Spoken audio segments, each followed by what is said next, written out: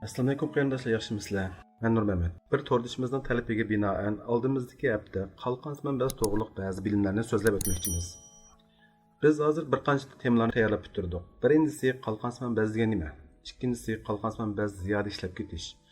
Üçüncüsü قالقانسىمان بەزى رولى ئاجىزلاپ كېتىش. Dördüncüsü en köp uçraydigan قالقانسىمان بەزى yallığı, yani ھاشىمۇتو. Beşinci, burunlarının köp bo'lgan keselliki poqaq.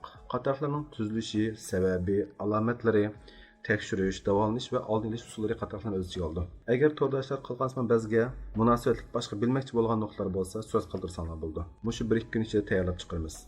Salomat bo'linglar, Allohga emanet.